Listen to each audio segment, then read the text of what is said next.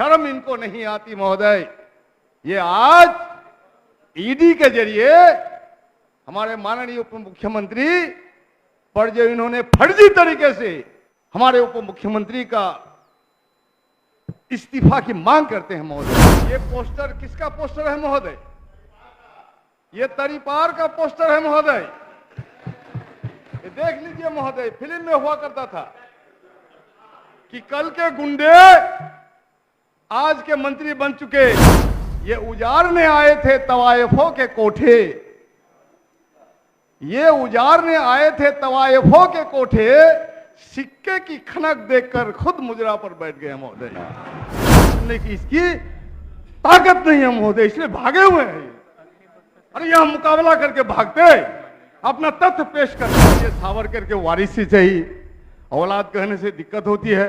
मैं तो अपने आप को भगत सिंह की औलाद कहता हूं। मुझे हमारे राम वृक्ष सदा जी ठीक ही बोल रहे, कोई शिक्षक इनके आंदोलन के साथ नहीं। ये जितने भी भाड़ा के टट्टू हैं इनके, इन्हीं को लेकर के मुश्किल से 1000 लोगों की जमात थी जो जम के पिटाई हुई है महोदय। अगर वो लोग यहाँ आते महोदय तो हम लोग हमदर्दी दिखाने का मौका मिलता महोदय, सहानुभूति करते, लेकिन शर्म मगर इनको नहीं आती। शिक्षा में इनका क्या योगदान है? पूरे देश की शिक्षा को इन्होंने बर्बाद कर दिया महोदय। ये बताए कि जहां जहां इनकी सरकार चलती है एक भी शिक्षक की नियुक्ति इन्होंने की है? इनके जो हिंदू सम्राट तथाकथित नरेंद्र मोदी जी है, इन्होंने वादा किया था, गुमराह किया देश की जनता को, 2 करोड़ शिक्षित बेरोजगारों को प्रति वर्ष रोजगार दिया जाएगा, नौकरी दी जाएगी। आज उस वादे का क्या हुआ? उस वादे का क्या हुआ महोदय? उन लोगों ने खुद कहा कि वो वादा नहीं, वो जुमलेबाजी थी, वो जुमला था महोदय। शर्म इनको नहीं आती महोदय। ये आज ईडी के जरिए हमारे माननीय उप मुख्यमंत्री पर जो इन्होंने फर्जी तरीके से, जब वो नादान थे,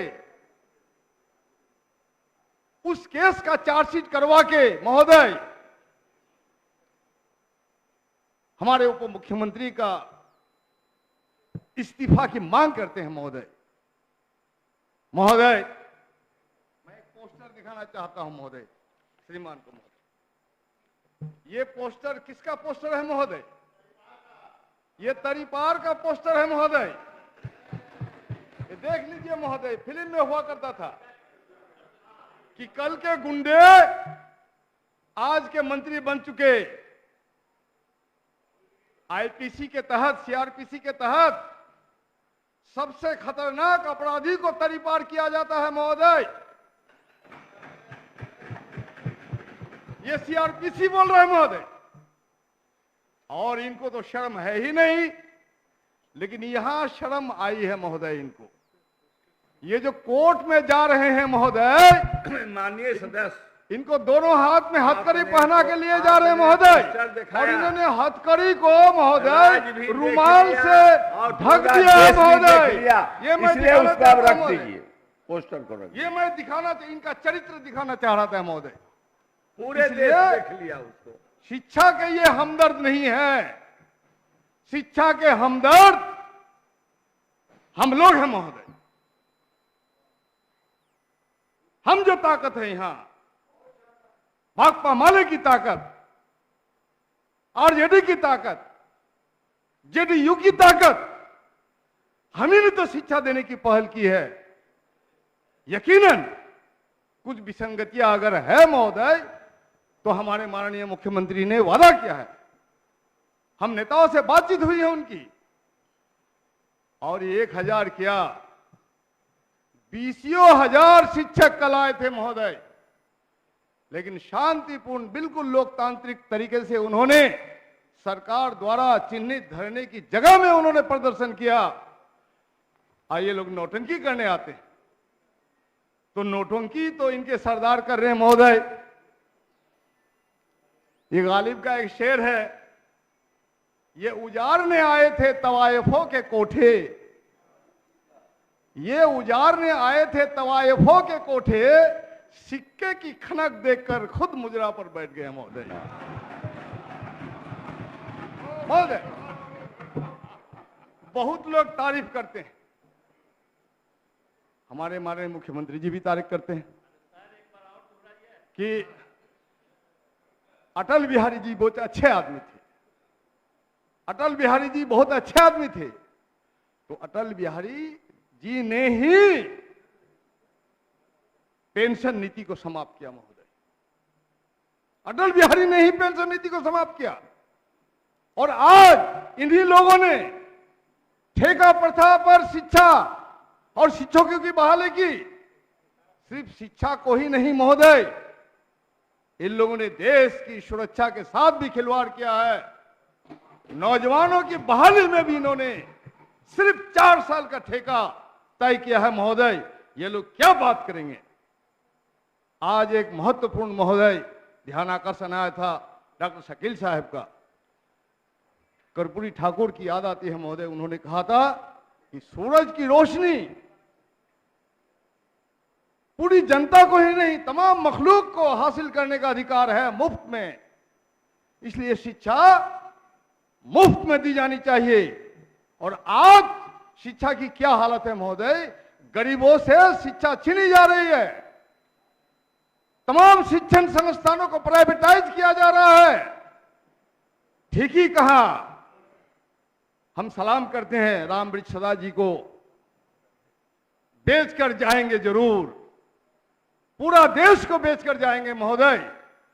इसके बावजूद भी इनको शर्म नहीं आती है महोदय। शिक्षा नीति, नई शिक्षा नीति से इस देश में जो 70% से ज्यादा जनता गरीबी रेखा के नीचे है वो महरूम हो जाएंगे महोदय। इसलिए हम माननीय मुख्यमंत्री, माननीय उप मुख्यमंत्री से आग्रह करेंगे कि बिहार विधानसभा ने बहुत महत्वपूर्ण पहल, ऐतिहासिक पहल लिया है वक्त वक्त पर महोदय। जब देश संकट में आया है तो बिहार ने नेतृत्व दिया है, इसलिए आज शिक्षा के सवाल पर बिहार को रास्ता दिखाना होगा और बिहार विधानसभा में प्रस्ताव पारित करना होगा कि नई शिक्षा नीति हम बिहार में लागू नहीं होने देंगे। तुम जो करते हो करो, देश से भी खदेड़ने का रास्ता बिहार विधानसभा के संघर्ष से ही शुरुआत होगी महोदय। शहर पर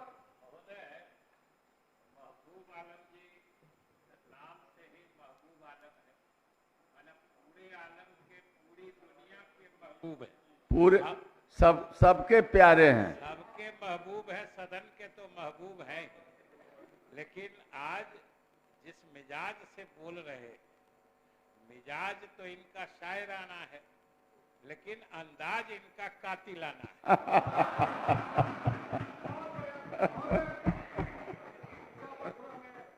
कहूंगा महोदय कि शिक्षा विभाग के जो शिक्षा मंत्री है, आज उन्हें जिल्लत का एहसास हो रहा है। शिक्षा मंत्री और शिक्षा मंत्री के प्रिंसिपल सेक्रेटरी के पाठक का जो कॉन्ट्राडिक्शन है, ये कॉन्ट्राडिक्शन पूरे दुनिया में जाहिर हो गई। ये नहीं होना चाहिए महोदय, आज तय होना चाहिए सुपीरियरिटी किसकी है, लेजिस्लेटिव असेंबली की कि ब्यूरोक्रेसी की। किसकी सुपीरियरिटी तय है महोदय, यह स्थापित हो कैबिनेट सुपीरियर है कि ब्यूरोक्रेट सुपीरियर है महोदय। तो हम बोलने से क्या होगा, माननीय मुख्यमंत्री बोलेंगे, हमारे आदरणीय अध्यक्ष महोदय बोलेंगे। जिस तरह से हुई है महोदय, ये बिल्कुल नाकाबिले बर्दाश्त है।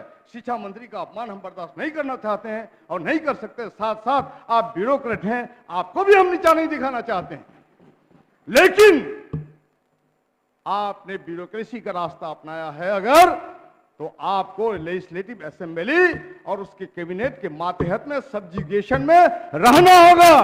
This is established fact. वरना वो कहते हैं ना, तानाशाही दिखाने वाले को औकात उनको उनकी दिखानी ही होगी।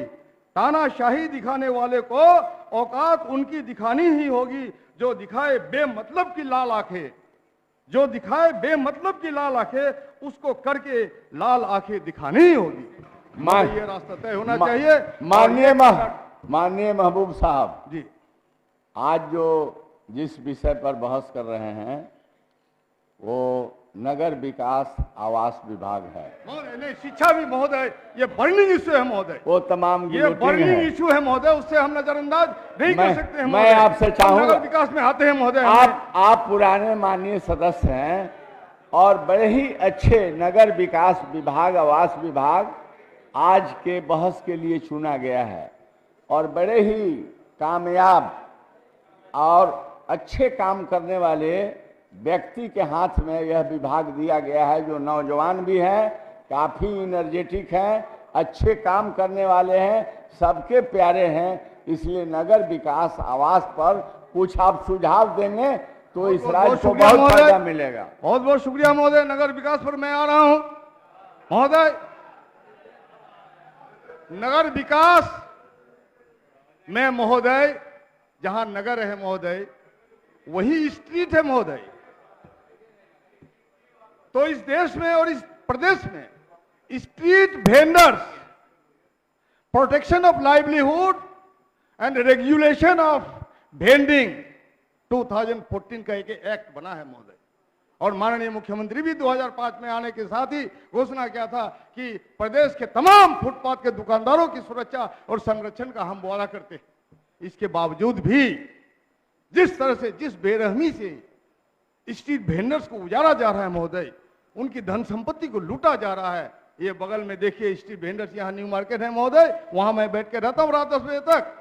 जिस तरह से नगर के पुलिस वहशियाना हरकत करते हैं महोदय, वो नाकाबिले बर्दाश्त है। हम संरक्षण चाहेंगे माननीय उप मुख्यमंत्री का। कभी उन्होंने भी दुग्ध मार्केट को बचाने के लिए आंदोलन में हिस्सा लिया था, बड़ी बारिश में बैठकर उन्होंने आंदोलन को नेतृत्व किया था। हम लोग भी कहते हैं महोदय कि वैकल्पिक व्यवस्था किए। अब मैंने उनको साफ कहा था कि व्हाइट लाइन के पीछे बैठ कर रहते हैं। ये हिंदुस्तान है महोदय, हिंदुस्तान अचानक झटके से यूरोप नहीं बनेगा महोदय, जापान नहीं बनेगा। और यूरोप नहीं बना, जापान नहीं बना, इसका जिम्मेदारी फुटपाथ के दुकानदारों पर नहीं है महोदय। इसलिए फुटपाथ के दुकानदारों को, जो फुटपाथ पर स्ट्रीट के वेंडर्स के किसी कोने में खड़ा होकर के चलायमान अवस्था में बैठकर अपना ठेला लेके हुए दुकानदारी करते हैं महोदय, उसको संरक्षण होना चाहिए, उसको सम्मान मिलना चाहिए महोदय।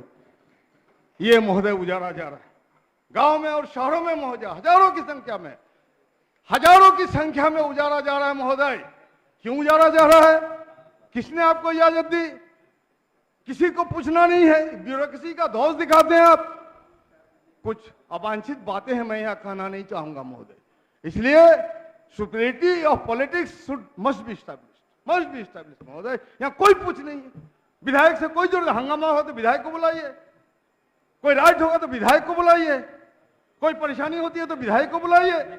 लेकिन इंप्लीमेंटेशन में जो कोई दिक्कत आती है, जनता की परेशानी है, उसमें विधायक को पूछने की कोई जरूरत नहीं करना चाहते हैं। ये महोदय बिल्कुल नाकाबिले बर्दाश्त है। ये महागठबंधन की सरकार है, ये गरीबों की सरकार है, ये पिछड़ों की सरकार है, ये दलितों की सरकार है। और इन्हीं सरकार में महोदय, इन्हीं फुटपाथ के दुकानदारों को संरक्षण देने का सवाल करने में मुझ पर महोदय एक बारसोई में और एक पटना में एक मुकदमा हो चुका है, दो मुकदमा हो चुका है महोदय, दो मुकदमा हो चुका है महोदय। हम गिड़गिड़ा नहीं रहे महोदय, हम गिड़गिड़ाने वाले लोग नहीं हैं।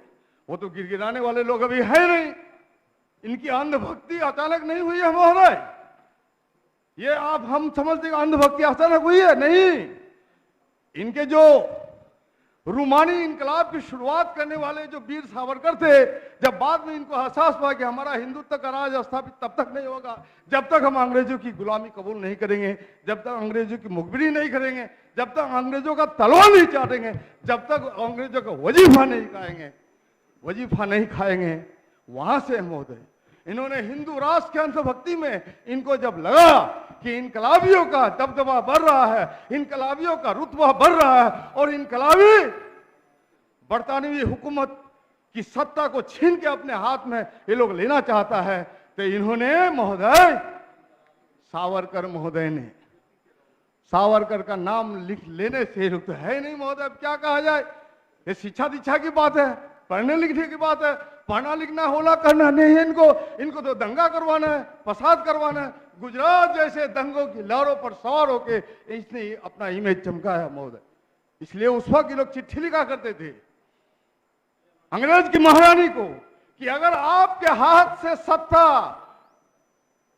फिसल जाती है तो फिसल जाने से पहले आप इस देश का राजा, जो नेपाल का राजा है, नेपाल के राजा को अपना सत्ता सौंप दीजिए, क्योंकि नेपाल एक हिंदू राजा है और हिंदू राजा हमारा भारत का राजा होगा। हमें ये कबूल है, लेकिन ये क्रांतिकारियों का राज बने ये कबूल नहीं।